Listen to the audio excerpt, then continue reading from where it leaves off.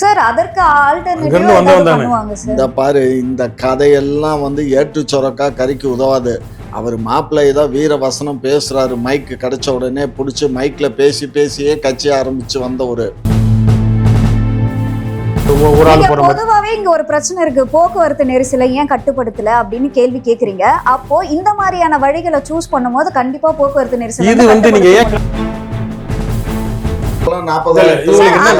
நிர்வாகம் நீங்க எல்லாத்தையும் வருமானம் சாராய கடை வருமானம் மட்டும் தானே, அது அவங்களுக்கு திங்கிறதுக்கு சரியா போகுது. ஆமா, கண்டிப்பா முடியாது. இந்த அறிவு விஜய்க்கோ மற்றவங்களுக்கோ அதுதான். சீமானன் இறங்கி வர மாட்டாரெல்லாம் இல்ல, சரி புதுசா வரானே நம்ம தம்பி தானே. இந்த கருத்து விஜய் கூட தான் கூட்டணி வைக்கணும் அப்படின்றது கிடையாது. தேசியம், தமிழ் தேசியம்ன்றதை விட்டுட்டு கொஞ்சம் திராவிட பக்கமும் வாங்க அப்படின்றத சொல்றாங்க.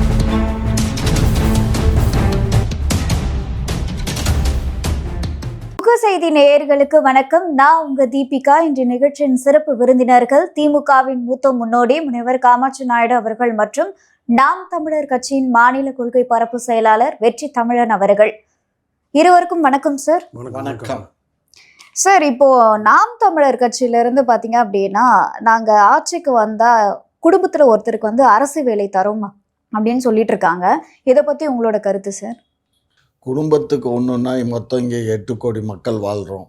குறைஞ்சபட்சம் எப்படின்னாலும் ஒரு 6 கோடி குடும்பங்கள் இருக்கும். 6 கோடி குடும்பங்களுக்கு இவர் 6 கோடிக்கு அப்போ 6 கோடி மக்களுக்கு வேலை கொடுக்கணும். புரியுதா? அதில் கொஞ்சம் கூட 1 கோடியை கூட கழிச்சிருங்க. ஸோ 5 கோடி பேருக்கு வேலை கொடுக்கணும். எங்கே கொண்டு போய் வேலை கொடுப்பாரு? ஆடு மாடு மேய்க்க சொல்லுவார் 5 கோடி பேரை? 5 கோடி பேர் இங்க பாரு, விவசாயமே பார்த்தா கூட 5 கோடி பேர் வேலைக்கு போவானா? இப்ப சென்னையில இருக்கான், கிட்டத்தட்ட 2.5 கோடி இருக்கான். சென்னையில இருக்கும், விவசாயத்துக்கு போவானா சார்? அதற்கு ஆல்டர்னேட்டிவா பண்ணுவாங்க சார். இந்த பாரு, இந்த கதையெல்லாம் ஏட்டு சொரக்கா கறிக்கு உதவாது. அவர் மாப்பிள்ளை தான் வீர வசனம் பேசுறாரு, மைக்கு கிடைச்ச உடனே பிடிச்சி மைக்ல பேசியே கட்சி ஆரம்பிச்சு வந்த ஒரு அவர் அப்படித்தான் பேசுவாரு. புரியுதா? இல்ல, அது மட்டும் சீமானுடைய ஆதரவாளர் என்ன சொல்றாரு அப்படின்னா, நீங்க வெறும் ஒரு 10,000க்கு ஆசைப்பட்டு ஓட்டு போட்டுறாதீங்க, நாங்க இந்த மாதிரி 5 வருஷத்துக்கு 15 லட்சம் வர மாதிரி நாங்க ஏற்படுத்தி கொடுக்குறோம். கொடுப்பாங்க. ஏற்கனவே 15 லட்சம் கொடுக்குறேன்னு சொன்னவரு, அதுவும் 25,000 ரூபாய் ஒரு மாதத்துக்கு கிடைக்கிற மாதிரி நாங்க அதுக்கான வழிவகை செய்வோம். அதெல்லாம் வழிவகை செய்வாங்க. இப்படியே சொல்லித்தான் ஏமாத்தி வருவானுங்க எல்லாம். மோடி சொன்னார்ல 15 லட்சம் போடுறேன்னார்ல, கருப்பு பணத்தை பிடிச்சி கொண்டு 15 லட்சம் போடுறேன், எல்லாரும் அக்கௌண்ட் ஓப்பன் பண்ணுனாங்க. பாவம் 500 ரூபாய் ஏழை எளிய மக்கள்லாம் கொண்டு போய் 500 ரூபாய் கட்டி அக்கௌண்ட் ஓப்பன் பண்ணாங்க. அது கடைசியில் பர்தரா பணம் போடலன்னு அந்த 500 ரூபாயும் அபேஸ் பண்ணிட்டான் பேங்க்காரன். எதுக்கு பூரா இப்போ ரோட்ல நிக்குதுங்க. சரியா? இதெல்லாம் அவர்கள் அந்த மாதிரி ஏதோ சொன்ன மாதிரி அதெல்லாம் சொன்ன மாதிரி தெரியல. அதெல்லாம் இருக்கு, மொபைல்லே இருக்கு, மெசேஜ் இருக்கு, பாருங்க. அது இவங்க கிட்ட இருந்து கத்துக்கிட்டது. சரியா? அதனால அதெல்லாமே இருக்குது. அது மட்டுமா, 2 கோடி பேருக்கு வருஷத்துக்கு வேலை தரேன்னாரு. இப்ப 12 வருஷம் ஆச்சு. 12 24 கோடி மக்களுக்கு வேலை கொடுத்துருக்கணும். எங்க கொடுத்தாரு? அதெல்லாம் அதுதான். நீங்களும் அதே மாதிரி தமிழகத்துல நாங்க 5 லட்சம் பேருக்கு வேலை தரோம்னு சொன்னோம். நாங்க 7 லட்சம் பேருக்கு வேலை கொடுத்துருக்கோம். அதெல்லாம் பொய். என்ன பொய்? 7 லட்சம் பேருக்கு வேலை கொடுத்துருக்கோம். 1 கோடி சும்மா அந்த வேலையை ஒண்ணு இல்லைங்க. ஐயா வீட்டுல இருக்கிறாருல, இப்போ மக்களை தேடி மருத்துவம்னு சொல்லிட்டு ஒரு 2 வாரத்துக்கு முன்னாடி தலைப்பு செய்தியிலாம் ஒரு செய்தி வந்துச்சு.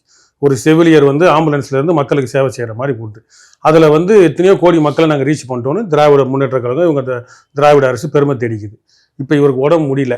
அந்த மக்களை தேடி மருத்துவத்துல இவர் வீட்டுல அண்ணா நகர்ல ஆள் வருமா டாக்டர்? மக்களை தேடி மருத்துவம் என்ன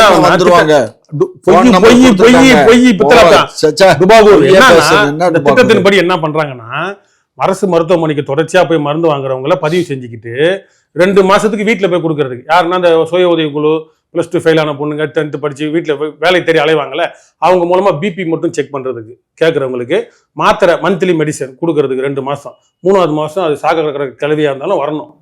அறகுறையா ஒரு பேருக்கு அந்த மக்களை ஒரு திட்டம்னு கொண்டு வந்துட்டு அதை கம்ப்ளீட்டா செயல்படுத்தாம சும்மா ஒரு சரி பண்ணிட்டு போ, ஏமாத்திட்டு காலங்காலமா இவங்க அப்பங்காலத்துல இருந்து தாத்தா காலத்துல இருந்து அதான் பண்றாங்க. எம்ஜிஆர், ஜெயலலிதா, கருணாநிதி எல்லாம் அப்படிதான் பண்ணாங்க.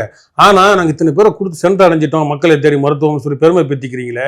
எங்கேயாவது ஒரு இடத்துல டாக்டர், மருத்துவரோ இல்ல செவிலியரோ வீடு ஏறி போய் மருத்துவம் பார்த்த வரலாறு இருக்கா? அப்புறதுக்கு அந்த பேர் மக்களை தேடி மருத்துவம் மாத்திரை கொண்டு போய் கொடுக்கறது, அது 2 மாசம். ஆமா சார். இப்ப இவரை பதிவு சொல்லுங்களேன். இப்ப நம்ம ஒண்ணு வேணாம். இப்ப நம்ம ஐயா சொன்னா மல்லு கட்டுவாரு. இன்னைக்கு தெரு டாக்டர் இல்ல அதெல்லாம் பொய் உட்கார்ந்துட்டு இருக்காங்க. என்ன வேலையெல்லாம் இங்க வச்சுக்காதீங்க. இல்லையா உங்க தெரு கிராமத்துல எல்லாம் வந்து அங்க கிராமத்துல வர மாட்டாங்க. கிராமத்துல வந்து அங்க வந்து இது வச்சிருக்காங்க. அங்க ஒரு அதாவது அது மாவட்ட மையம்னு ஒண்ணு இருக்குது மருத்துவத்துல. அந்த மாவட்டத்தினுடைய அங்க ஒரு உங்க இதுல ஒரு ஹாஸ்பிட்டல் இருக்கும். கண்டிப்பா ஒரு ஹாஸ்பிட்டல் இருக்கு. ஆனா நீங்க என்ன சொன்னீங்கன்னா மக்களை தேடி, அது எல்லா மக்களையும் தேடி இல்ல, ஜனங்கள் நிறைய பாப்புலேஷன் நிறைய இருக்க சிட்டில தான் அது. ஏமாத்து வேலை இங்கே இல்ல. ஐயாவை இன்னைக்கு போய் நாளைக்கு காலையில போய் பதிவு செய்ய சொல்லிட்டு இவருக்கு முடியலன்னா டாக்டர் வர சொல்லுங்க பாப்போம். என்ன சொல்றேன், எதுக்கு இந்த வெட்டி விளம்பரம்? பேரு மக்களை தேடி மருத்துவம் போட்டு சென்று அடைஞ்சிட்டோம் அப்படின்னு சொல்றது ஏமாத்த வேலை தானே அது. கண்டிப்பா சார். இப்போ நாம் தமிழர் கட்சியில இருந்து என்ன கேள்வி அப்படின்னு பாத்தீங்கன்னா, நீங்க வந்து அரசு வேலை அப்படின்னு சொல்லியிருக்கீங்க. அது மட்டும் இல்லாம 25,000 ரூபாய் வருமானம் வந்து ஒரு மாதத்துக்கு வரா மாதிரி வேலை கொடுப்பேன். எதன் அடிப்படையில இந்த விஷயத்த வந்து சொல்றீங்க? எப்படி இது வந்து சாத்தியமாகும்? இல்ல இப்ப காமராஜர் ஐயா வர்றதுக்கு முன்னாடி வரைக்கும் எல்லாருக்கும் போய் பள்ளிக்கூடத்துல எல்லாருக்கும் சோறு போட முடியுமா பசங்களுக்கு அப்படின்னா அரசு பணியா காமராஜர்கிட்டே கேட்டாங்க. புள்ள படிக்க வரணும்னா இப்போ அது ஒரு திட்டம், அது ஒரு புரட்சிகரமான திட்டம். அது போல இருக்கிறத நிறுவனமயமாக்குதல் நம்ம செய்யற வேலைகளை இப்போ ஒன்றும் இல்லை. இப்போ உலகமயமாக்கல் இந்த தனியார் மயம்லாம் பார்த்தீங்க அப்படின்னா இன்னைக்கு வந்து how to eat, how to brush, எப்படி நம்மளால காலங்காலமாக பண்ணிட்டு இருந்தது, பாரம்பரியமாக பண்ணிட்டு இருந்ததை இன்னைக்கு அது ஒரு செமஸ்டர் கோர்ஸாக மாற்றிட்டாங்க. நம்மகிட்ட இருந்து எல்லாத்தையும் எடுத்துட்டு அதை ஒரு நிறுவனமயமாக்கி அதை ஒரு வியாபாரமாக்கி அதை தான் பிழைப்பாக நடத்தி இன்னைக்கு ப்ரொஃபஷனல் கோர்சஸ் ரன் பண்ணிட்டு இருக்கிறாங்க. நம்மகிட்ட இருந்து இயற்கையா இருந்ததை எல்லாத்தையும் எடுத்துட்டு. அது போல நம்ம இயற்கையா இருக்கிறத நிறுவனமாக்குவோம் தான் எங்களோட திட்டம். அவர் அண்ணன் சொன்னது இந்த மாதிரி சொன்னாலும் எல்லாருக்கும் அரசு பணி, படித்தவன் படிக்காதவன் எல்லாருக்கும் அரசு பணி, ஆடு மாடு மேய்க்கிறதே அரசு, விவசாய தொழிலும் அரசு பணியா மாற்றுவோம். ஏன்னா இப்போ ஒரு அடிப்படையில் எல்லாருக்குமே பார்த்தீங்கன்னா தமிழ்நாட்டுன்னு இல்லை இந்தியா முழுக்க ஒரு போரே நடக்குது. கவர்மெண்ட் ஸ்டாப்ல இருக்கிறவங்க என்ன பண்ணுவாங்க அப்படின்னா என்னைக்குமே எந்த அரசாங்கத்தையும் விட்டு கொடுக்க மாட்டாங்க. ஏன்னா அவங்களுக்கு பென்ஷன் வரும். பழைய ஆட்களுக்கு இப்போ பென்ஷன் இல்லை, பென்ஷன் வரும், சம்பளம் வரும். அவங்க ரிட்டையர்டா இருப்பாங்க, எல்லாம் கருத்து சொல்லுவாங்க. ஏன் இந்த இடம் இப்படி இருக்கு, கன்றாவியா இருக்கு, நம்ம அவங்க ஹெச்ஓடியா இருக்கிறப்ப இல்ல அவங்க டீனா இருக்கிறப்ப இல்ல அவங்க கார்பரேஷன் கமிஷனரா இருக்கப்ப நாளை சுத்தமா இருந்த மாதிரி பேசுவாங்க. ஏன்னா அவங்களுக்கு இந்த காசு, சம்பளம், 3 வேளை சோறு, கல்யாணம், குழந்தை, பேரம், பேத்தி எல்லாம் எடுத்துட்டாங்க. நம்மள மாதிரி ஆட்கள் அன்றாடங்காட்சி, ஒரு வேலை வாய்ப்பு, interview, contract, labour, daily labour இப்படின்னு அலையிறப்ப அது ரொம்ப கடினம். அப்ப இதை ஒரு நெறிப்படுத்துறோம்னாலே ஒரு இனத்தை காப்பாத்தின மாதிரி ஆயிரும், ஒரு வாழ்வாதாரத்தை கொடுத்த மாதிரி ஆயிரும். அது 4,000 ரூபாவோ 40,000 ரூபாவோ ஒரு வாழ்வாதாரத்தை கொடுத்துற மாதிரி ஆயிரும். அதனால விவசாயத்தை வந்து இன்ஸ்டிடியூஷனல் நிறுவனமயமாக்குதல் எல்லாத்தையும் ஆக்கணும்னா, நிறைய நிறுவனங்கள் ஆக்கணும்னா மனிதன் எளிதா வந்து இல்ல விவசாயத்தை மட்டுமே நீங்க குறிப்பிடுறீங்க. விவசாயத்தை மட்டுமே வச்சு வந்து எல்லாரும் விவசாயத்தை நோக்கியே வேலைக்காக வரமாட்டாங்க இல்லையா? டெக்னாலஜி பேஸா எல்லா நாடுகளும் வளர்ச்சி அடையும் போது நம்ம நாடுமே வந்து டெக்னிக்கலா வளர்றதான் வந்து.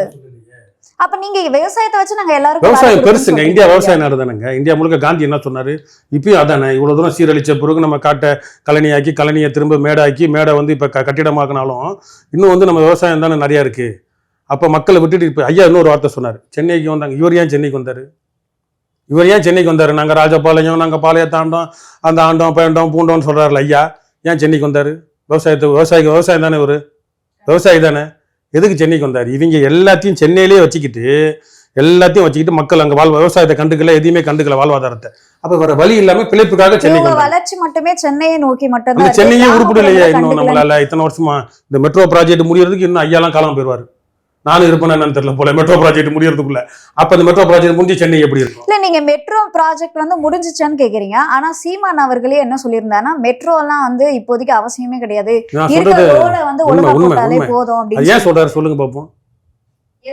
இந்த மாதிரி ஆளுங்க பிஜேபி கலவாணிங்க, இந்த கலவாணிங்க எல்லாம் ஒண்ணு சேர்ந்துக்கிட்டு மெட்ரோ, மோனோ ரயில்னு. மெட்ரோ ரயிலுக்கு எவ்வளவு தூரம் தோன்றாங்க? பூமியை, நிலத்தை எவ்வளவு தூரம் தோன்றாங்க? இன்னைக்கு நிலத்தடி நீர் இருக்கா? சரி, சென்னையில ஏதோ மெட்ரோ ரயில் போறதுனால தான் நீர் எல்லாம் இல்ல அப்படின்னு. ஆமாங்க, பூமியை எவ்வளவு தூரம் தோண்டுவீங்க? எவ்வளவு தூரம் தான் தோண்டுவீங்க? மதுரைக்கு எதுக்கு மெட்ரோ ரயில்? மெட்ரோ ரயில் இருக்கிற ரயில விடுங்க.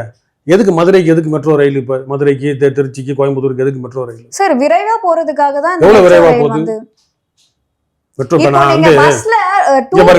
போறது அதை வந்து 1 ஹவர்ல கூட்டிட்டு போய் விட்டுரும். அதை வந்து நேரத்தை எப்படி இருந்தாலும் நான் வேசர்பாடியில இருந்து வண்ணாரப்பேட்டைக்கு போனதான் மெட்ரோ ரயில். மன்னார்பேட்டை போறதுக்கே 3/4 மணி நேரம் 1 மணி நேரம் ஆகுது. உங்க டிராபிக் ரோடு, இந்த திராவிட சாலைகள்ல போயிட்டு மேடு குண்டு குழியில போறதுக்கு. அங்க இருந்து நான் போறதுக்கு அதுக்கு நான் சாதா ட்ரெயின்ல கூட போகலாம், லோக்கல் ட்ரெயின் இருக்கு. சபர்பன் புறநகர் இல்ல, ட்ரெயின் உங்களுக்கு அவசியம் இல்லன்றதுக்காக எங்களுக்கு அவசியம்லாம் இல்லைங்க. இல்லைன்னு என்னத்துக்கு சொல்ல அவசியம்? முடியாது இங்க இல்லையா? அடிப்படை என்ன இருக்கு? தண்ணி இருக்கா? இப்ப மழை பெய்யறனால தண்ணி ஓடுது ரோட்ல சாக்கடையா? தண்ணி இருக்கா? தண்ணி வசதி இருக்கா? சார், நிலத்தடி அதுக்காக நிதி ஒதுக்குறாங்க. அப்ப அந்த காசை என்ன பண்றீங்கன்னு நீங்க கேட்கணும். எதுக்காக? அதுக்கு வந்து மெட்ரோ தேவையில்லைன்னு சொல்ல பூமியை முடியாது. எங்க ஓரளவு தாங்க கட்டடம் கட்டலாம், நம்ம பூமியை சிதைக்கலாம். இது நம்ம நாட்டுக்கு நம்ம தட்பவெட்பத்துக்கு இது தேவையில்லைங்க. இப்போதைக்கு வந்தது வந்து போச்சு. என்ன அவசியம்? ரயில் இல்லையா? இதுக்கு முன்னாடி மெட்ரோ ரயில் நம்ம பயணிக்கலையா? சரி, இப்போ வந்து டிராபிக்கா இருக்கு. இந்த மாதிரி வந்து இந்த பாதாள சரி, வழிகளை அடுத்து மோனோ ரயில், அடுத்து அடுத்து மோனோ ரயில்னு ஜெயலலிதா இருக்கிறப்ப ஒன்று சொன்னாங்க. அதுக்கடுத்து ஜப்பான்ல இல்ல லண்டன்ல அமெரிக்கால அவன் முதலாளிங்க அவன் ஊருக்கு ஏற்ற மாதிரி செட் பண்ணி வச்சிருப்பான். ஜப்பான்ல எலக்ட்ரிக் ரயில் இந்த ஒரு ஆள் போற மாதிரி. பொதுவாவே இங்க ஒரு பிரச்சனை இருக்கு. போக்குவரத்து நெரிசலை ஏன் கட்டுப்படுத்தல அப்படின்னு கேள்வி கேக்குறீங்க. அப்போ இந்த மாதிரியான வழிகளை சூஸ் பண்ணும்போது கண்டிப்பா போக்குவரத்து நெரிசல் இது வந்து நீங்க ஏன் காப்பி அடிக்கிறீங்க? உலக முதலாளிகளுக்கு புரோக்கர் வேலை பாக்குறது, கமிஷன் வாங்குறது வேலை காப்பி தான். அடிக்கல சார், மக்களுக்காக ஒரு புதுசா இது ஒரு விஷயத்தை மெட்ரோ கொண்டு ரயில்னால வராங்க. எங்க டிராபிக் வந்து இருந்துச்சு? நல்லா தெளிவாச்சு சொல்லுங்க. பாதி மெட்ரோ ரயில் வந்துருச்சு. சார், நிறைய பேர் இப்போ வந்து மெட்ரோவை பயன்படுத்த ஆரம்பிச்சிட்டாங்க. சோ அதனால அந்த மக்களோட நெரிசல்லாம் இப்போ குறைஞ்சிருக்கு. எங்க நிறைய குறைஞ்சிருக்கு? நீங்க தான் அதிகமா இருக்கின்றீங்க. அதனால மெட்ரோ ரயிலும் மோனோ ரயில்லாம் அது வந்து மாற்று திட்டம் கிடையாது. நீங்க சென்னையை வீங்கின நகரமா விட்டுட்டு அதை அப்ப சாதாரண சாலை ஒழுங்கா போட்டா மட்டும் சாலை- நெரிசல் இல்ல, இல்ல. குறைஞ்சிரும்னு சொல்றீங்களா? நீங்க எங்க இங்கேயே எல்லா ப்ராஜெக்டையும் வைக்கிறீங்க? செங்கல்பட்டுல ஒண்ணு வைங்க, திண்டிவனத்துல ஒண்ணு வைங்க, திண்டுக்கல்ல ஒண்ணு வைங்க. மக்களை வந்து அங்கங்க வாழ விடுங்க. இந்த பிரச்சனை ஏன் வருது? எல்லாத்தையும் கூட்டு வந்து எல்லாத்தையும் சென்னையிலே வச்சுக்கிட்டீங்கன்னா கார்பரேட் எல்லா முதலாளி எல்லாமே ஃபண்டிங் கிண்டிங் எல்லாமே இங்க போட்டாதான் இந்த பிரச்சனை வருது. சார், சென்னைக்கு வரதுக்கு மட்டும் இல்ல, ஒவ்வொரு நகரங்களும் ஏம்மா, வந்து அது இல்லம்மா. அதிகப்படுத்துறது. சென்னையில ஏங்கன்னா விமான போக்குவரத்து நம்பர் 1, நம்பர் 2 நம்ம இது வந்து கப்பல் போக்குவரத்து. சரியா? இது 2 இருக்கு. 2வது கனெக்டட் எல்லா ஸ்டேட்டோடையும் கனெக்ட் பண்ணக்கூடிய ரோடு இங்கே தான் இருக்குது. இது 3 ஸ்பெசிலிட்டிஸ் இங்கே இருக்குது. 2வது தலைமைச் செயலகம் இங்கே தான் இருக்குது. சரியா? தலைமை மருத்துவமனைகள் இங்கே தான் இருக்கு. இதெல்லாம் வந்து இப்போ இல்லை, பிரிட்டிஷ்காரன் காலத்திலே பிரிட்டிஷ் காலத்துல இருந்த பாப்புலேஷன் குறைவு. அன்னைக்கு குறைவுங்கிறதுனால இன்னைக்கு வர வர அது அதுக்கு தான் இல்ல, அதுக்கேத்த மாதிரி நம்ம வளரணும். இங்க பாருங்க, ராஜீவ்காந்தி ஹாஸ்பிட்டலு, இப்ப ஓமந்தூரார் ஹாஸ்பிட்டலு, இப்ப நீங்க பணிபுரியுற அந்த ஹாஸ்பிட்டலு, இவ்வளவு ஹாஸ்பிட்டல் இன்னைக்கு அந்த காலத்துல இவ்வளவு ஹாஸ்பிட்டல் இருந்துச்சாங்க. இன்னைக்கு எதுக்கு எவ்வளவு ஒரே இடத்துல? hospital? நான் என்ன சொல்றேன்னா, இப்ப மாவட்ட ரீதி அதுதான் சொல்றேன். ஏம்மா, அந்த எந்த மாவட்டத்துல கவர்மெண்ட் ஹாஸ்பிட்டல் இல்ல? எல்லா மாவட்டத்திலயும் மருத்துவ இருக்கு, ஆள் இல்ல, மருந்து இல்லையே. இருங்க சார். மருத்துவ கல்லூரிகள் சம்பளம் இருக்கு. இல்ல. எல்லா மருத்துவ கல்லூரிகளையும் மருத்துவர்கள் இருக்காங்க. எல்லாரும் இல்ல, செவிலியர் இந்த இருக்காங்க. எல்லாம் GHPH நடக்குது. அந்த சிறு மருத்துவமனைகள்லாம் வந்து இப்பவும் போதிய அளவுல வந்து மருத்துவர்கள் வந்து ஏம்மா, இல்லாம அது இருக்காங்க. இப்ப கூட கால்பார் பண்ணிருக்காங்கம்மா. 2000 செவிலியருக்கு. அது நல்லா இல்ல, பாத்தீங்கன்னா எப்ப போனாலும் ஒரு சில டைம்லாம் வந்து இல்ல, மருத்துவர் இல்ல நல்லா அப்படின்னு சொல்லி- பாத்தீங்கன்னா ஏமா, இப்ப வந்து மருத்துவர் வந்து நீங்க நினைக்கிற மாதிரி ஒவ்வொரு மொத்தம் வந்து இன்னைக்கு தமிழகத்துல வந்து 90,000 கிராமம் இருக்கு. 90,000 கிராமத்துக்கு 90,000 மருத்துவர்கள் நியமிக்க முடியாது. ஒரு மருத்துவர் சார், போட்டா- மருத்துவர்களே வேற வேலையை தேடி போற நிலைமைக்கு ஆயிருச்சு. அந்த இல்ல, மருத்துவர்கள் இல்ல, எல்லாம் இப்ப வேலை என்ன நான் கொடுக்கலாமே. இந்த பண்ண திராவிட முடியாது. அரசு சம்பளம் இல்ல, இல்ல. கொடுக்க முடியாது. 90,000 மருத்துவருக்கு 2 லட்சம் இல்ல. ரூபாய் மாச சம்பளம்னா இல்ல இல்ல எவ்வளவு இல்ல இல்ல ஆச்சு? நான் என்ன கேக்குறேன், செவிலியருக்கு சம்பளம் இல்ல, 40,000. இவங்களுக்கு சார், என்னன்னா- அதுதான் சார் நிர்வாகம். நீங்க இல்ல, இல்ல. எல்லாத்தையும் எங்க சமநிலை இங்க வருமானம் இல்லையா? இல்ல, இல்ல, இல்ல. வருமானம் வருமானம் இல்லாம சாராய என்ன கடை பண்ண வருமானம் மட்டும் தானே, முடியும்? அது அவங்களுக்கே திங்கிறதுக்கு சரியா போகுது. ஆமா. நான் என்ன சொல்றேன் அப்படின்னா, மருத்துவமனைன்றது இன்றியமையாதது, அத்தியாவசியம். இன்னைக்கு எல்லாருக்கும் நோய்வாய்ப்பட்ட காலம் பிறந்துருச்சு. எல்லாருக்கும் பிறக்கிற குழந்தைய நோயாளியே தான் பிறக்குது. இன்னைக்கு அரசு மருத்துவமனைகளில் மருத்துவர்களுக்கு சம்பளம் கேட்கறதுக்கு நல்லா இருந்தாலும் அவங்கள போட்டு சக்கையாக பிழிகிறது. ஒரு மெடிக்கல் காலேஜில் அவன் டாக்டராக இருப்பான். அவன் இந்த இப்போ ஆரம்ப மத்தியானத்துக்கு மேலே அங்கே போகணும், அதுக்கு மேலே சர்ஜரி பார்க்கணும், போட்டு பிழிஞ்சிடுறது. அதுக்கப்புறம் அவன் தனிப்பட்ட முறையில் கிளினிக் வச்சு சம்பாதிக்கிறது, அது வேற. பிழிஞ்சிடுறது. அப்புறம் அரசு பணியில் செவிலியர்களும் இப்போ கான்ட்ராக்ட் தான், எல்லாருமே கான்ட்ராக்ட் ஸ்டாஃப் தான். 15,000 இவங்க சொல்கிறாங்களே வேலைக்கு ஆள் எடுக்கிறோம்னு. டாக்டர் தவிர மற்ற எல்லாம் நர்ஸு படித்து பிஎஸ்சி நர்சிங் முடிஞ்சு வரவங்களுக்கு 15,000 கான்ட்ராக்ட் ஸ்டாஃப் தராங்க. அப்போ என்ன ஆகுதுன்னா, இந்த மாதிரி பணியாளர்கள் அவங்க ஷிஃப்ட் டைமை முடிஞ்சு போகிறப்ப நடுவில் கக்கூசில் எவனாவது வலிக்கி விழுந்தா கூட பார்க்க முடியாது. என் நேரம் முடிஞ்சு நான் போகிறேன் போ. இந்த வீல் சேர் தள்ளுறது கான்ட்ராக்ட் ஸ்டாஃப் இருக்காங்க தெரியுமா, அந்த கீழ்நிலை பணியாளர்கள், இந்த ஸ்வீப்பர்ஸு, ஒர்க்கர்ஸு, இவங்களுக்குலாம் எவ்வளோ சம்பளம் நினைக்கிறீங்க? எல்லாருமே கான்ட்ராக்டு, எல்லாருமே வந்து 6,000 7,000 சம்பளம். அப்போ அவன் வீல் சேர் தள்ளுறதுக்கு 50 ரூபா கூட, ஸ்ட்ரெச்சர் தள்ளுறதுக்கு 100 ரூபா கூட, அதை கூட இதை கூட கேட்பானா கேட்க மாட்டானா? அப்போ நம்ம இப்போ நாளைக்கு ஐயாவை கூட்டிகிட்டு நம்ம வீல் சேரில் தள்ளிட்டு போகிறோம், இல்லை ஒரு ஹாஸ்பிட்டலில் போய் சேர்க்குறோம்னா முதல்ல நம்ம யாரை பார்ப்போம்? இவங்கள தான் பார்ப்போம். இவங்க என்ன பண்ணுவாங்க, ஷிஃப்ட் முடிஞ்சிருக்கும், இல்லை ஓவர் டைம் பண்ணியிருப்பான், எல்லாம் பண்ணியிருப்பான். அவன் சொல்கிற நேரத்தில் நம்மளுக்கு ஹார்ட் அட்டாக் வந்து போயிடுவோம். அப்போ இந்த கட்டமைப்பே இவங்க திமுகன்னு இல்லை, திமுக ஆரம்பத்துலேருந்து அதிமுக எல்லாருமே இவங்க எல்லாம் மேலே டாக்டருக்கு சம்பளம் அதிகம்ன்ற பேரில் ஒரு விளம்பரத்தை அப்படி பண்ணிக்கிறது. அவங்க செய்கிற வேலைக்கு அது கம்மி, சம்பளம் அதிகம் மாதிரி தெரியும். நர்ஸுங்களுக்கு இந்த மாதிரி கான்ட்ராக்ட் இல்லை ஏதாவது அறகுறை, இப்படி ஒரு வெளியே பில்டிங் நல்லா இருக்கும் பார்க்குறது, அவ்வளோதான். இந்த இன்ஃப்ராஸ்ட்ரக்சரை வச்சு படம் ஓட்டுறாங்க, உலக வங்கியில் கடன் வாங்கி. சார் இப்போ வந்து நாம் தமிழர் கட்சி வந்து தனித்து வந்து நின்னுட்டு இருக்காங்க. ஆனா ஒரு புறம் வந்து என்ன சொல்லிட்டு இருக்காங்கன்னா, நாம் தமிழர் கட்சி வந்து கொஞ்சம் இறங்கி வரணும். ஏன்னா சட்டமன்றத்துல காலடி வைக்கணும்னா கூட்டணி வைக்கணும். அப்பதான் வந்து அவங்களால உள்ள வர முடியும் அப்படின்ற மாதிரிலாம் இப்போ பேச்சுகள் பரவலா பேசப்பட்டு வந்துட்டு இருக்கு. இதை பத்தி உங்களோட கருத்து இது சார்? என்ன நல்லா பார்த்தீங்கன்னா, சீமான் அண்ணன் வந்து இறங்கி வந்தார்ல, விஜய் வரதுக்கு முன்னாடி விஜய் என் தம்பி, மாடா மாப்பிள்ளன்ற மாதிரி வாடா தம்பி, வாடா தம்பின்னு சொல்லிட்டு இருந்தார். சரியா? அரசல் புரசலாக கேட்ட செய்தி வந்து என்ன அப்படின்னா, விஜய் வந்து 117, நாம் தமிழர் 117ன்னு பல பேர் பேச ஆரம்பிச்சாங்க. ஊடகங்களில் பேசுகிறவங்களாம் விஜய் கிட்ட பேசியாச்சு கூட்டணின்னு. விஜய் அண்ணனும் சீமான் அண்ணனும் அமைதியாக தான் இருந்தார். அப்போது சீமான் அண்ணன் ஒரு கொள்கையில் கோட்பாடுல போகிறப்ப, நீ வந்து இறங்கி நீ தான் புதுசாக கட்சி ஆரம்பிக்கிற, சரி புதுசாக கட்சி ஆரம்பிக்கிற நம்ம தம்பின்னு கூப்பிட்டாருன்னா, நீ தான் வந்து ஸ்டூடெண்ட்டாக வரணும். உனக்கு சீட்டு தர மாட்டாங்க, நீ வந்து தலைமை கிடையாது, உனக்கு முடிவு எடுக்கிற ஆற்றல் கிடையாது, அப்படிலாம் நம்ம சொல்ல வரல. நீ வந்த உடனே நம்ம காலங்காலமாக எதிர்த்துட்டு இருக்கிற இந்த பிசாசுங்க, திராவிட பிசாசுங்களை எதிர்த்து இருந்தோம்னா, எனக்கு திராவிடம் ஒரு கண்ணு, இது ஒரு புண்ணுன்னுவ, உனக்கு உங்க கூட நாங்கள் சேரணும். சார் அவரோட கொள்கையை அவர் வந்து சொல்றாரு. கொள்கை? இதுல உங்களுக்கு என்ன என்ன பிரச்சனை? கொள்கை? உங்களுக்கு என்ன பெரிய கொள்கை? என்ன கொள்கை? உங்களுக்கு உங்களுக்கு எப்படி நீங்களுக்கு தமிழ் திருடுறது. கொள்கையோ அதே மாதிரி அவருக்கு வந்து ரெண்டுமே அவர் கொள்கையா கொள்கை இருக்கு. தலைவர் காமராஜரோட நினைவு நாள் அக்டோபர் 2 கொண்டாடினா நினைவு கொண்டாரா? ஆனால் மலர் வணக்கம் செலுத்தினாரா? அவர் கொள்கை ஏன் அவங்க இதில் அவங்க வீட்டிலேயே வச்சு அலுவலக காமராஜருக்கு பண்ணல. வச்சு பண்ணார் காமராஜருக்கு பண்ணல, பண்ணார் பண்ணார் பண்ணாரு. இவர் விஜய் கட்சியா திமுக? அவர் எனக்கு ஐயா மேல ஒரு மதிப்பு இருந்துச்சு. இங்க பாருங்க, ஐயா வந்து ஒரு தன் சொந்த தெலுங்கு இனத்துக்கு உண்மையா இருந்தாரு. சரி, ஆர்வ கோளாறுல கோவத்துல தமிழன் எதிர்த்தாலும் சரி இணங்கி வராரு, தாத்தா நம்மளுக்கு ஆதரவா இருப்பாரு ஐயான்னு நினைச்சா, விஜய் ஆதரவு கோமாளியா மாறிட்டான்னு ரொம்ப வருத்தமா இருக்கு எனக்கு. இப்போ அவங்க மாதிரி ஆளுங்களை கூப்பிட்டு தான் அதிகமாக பேசிட்டு இருக்கிறாரு. அதனால ஒரு வருத்தமா இருக்கு. இவர் பேசாம திமுகலே இருக்கலாம், இல்லை நாம் தமிழருக்கு வந்துடலாம். ஏன் இப்படி வயசான காலத்துல கோமாளியா மாறிட்டாருன்னு மனநலம் பாதிக்கப்பட்டுச்சா என்னன்னு தெரியல ஐயாக்கு. ஆமா ஆமா, உங்களை மாதிரி ஆளுகளோட எல்லாம் சேர்ந்தா மனநிலை மட்டும் இல்ல, உடல்நிலையே மோசமா போயிடும். இல்ல அவர் எங்க இருக்கணும், யாருக்கு ஆதரவு கொடுக்கணும்னு அது அவரோட அதனால விருப்பம் இல்லையா? என்னைக்குமே வந்து இப்ப கலைஞர் ஐயா இருக்கிறாரு, எடுத்துப்போமே, 1000 எதிரி துரோகி அரசியல் இருந்தாலும் அவர் மாஸ்டர், மூலக்காரன். ஸ்டாலினுக்கு மூளை இருக்கு, உதயநிதிக்கு இல்லை, அவங்க குடும்பத்தில் யாருக்கும் இல்லை, இல்லை ஜெயலலிதா, அதெல்லாம் அப்புறம் ஜெயலலிதா பிரேவலி. கருணாநிதி மாஸ்டராக இருந்தாரா இல்லையா? கருணாநிதி மூப்பனாரோட கூட்டின்னு வச்சாரு, மூப்பனார் தான் லீடிங்கா? கருணாநிதி தானே தலைமை. மூப்பனாரும் பெரிய செல்வாக்கு படைத்தவர், காசு படைத்தவர், தென் மாவட்டங்களில் பெரிய ஆளுமை கொண்டவர் தான் அவர். இருந்தாலும் கருணாநிதி தான் நாங்கள் தலைமையாக இருந்தார். ஏன்? கருணாநிதி இருக்க திறமை, பேச்சாற்றல், அறிவு, தமிழ், அதுதான். அப்போ கருணாநிதி மூப்பனார் என் பின்னாடி வந்து நின்று சொன்னால் நின்றுப்பாரா, இல்லை நின்று தான் ஜெயிச்சிருப்பாங்களா? கண்டிப்பா முடியாது. இந்த அறிவு விஜய்க்கோ இல்லை மற்றவங்களுக்கோ இருக்கும். அதுதான் சீமான் இறங்கி வர மாட்டாரெல்லாம் இல்லை. சரி, இவன் புதுசாக வரானே, இவனோட நம்ம தம்பி தானே. இந்த கருத்து விஜய் கூட தான் கூட்டணி வைக்கணும் அப்படின்றது கிடையாது. புதுசா நீங்க வர்றதுனால. தேசியம், தமிழ் தேசியம்ன்றதை விட்டுட்டு இல்ல, கொஞ்சம் புதுசா. திராவிட பக்கமும் வந்து வாங்க அப்படின்றதான் அது சொல்றாங்க உங்களுக்கு நிறைய பேர். இன்னைக்கு ரொம்ப நம்மளுக்கு இன்னைக்கு வாழ்க்கை திராவிடம்ன்றது சாதாரணமாக இவங்க நினைச்சிட்டு இருக்கிறாங்க. நம்ம ஆட்சி பண்ணிட்டு நம்ம சாப்பிட்டு போயிடலான்னு. நம்மளோட அடிப்படை உரிமைகள் எல்லாத்தையும் பிடுங்கி தள்ளிட்டானுங்க. ஒரு அடிப்படை உரிமை, குழந்தை பெக்கிறது, நம்ம பிள்ளைக்கு பேர் வைக்கிறது யாரோ வந்து நிற்கிது. இன்னைக்கு எந்த திமுக கட்சியில் எல்லாருமே KKSSR, அது என்னது, தெலுங்கா தமிழா? TSS தெலுங்கா தமிழா இனிஷியல். இவங்க எம்எல்ஏ, இவங்க கவுன்சிலர்லாம் பாருங்க RSSன்னு போடுவாங்க. RS பாரதி தானே.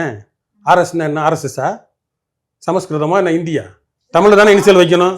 1-2 பேர், முக ஸ்டாலின் ஓகே, முத்துவேல் கருணாநிதி ஸ்டாலின், தாமோ அன்பரசன் ஓகே, தாமோ சிறப்பு.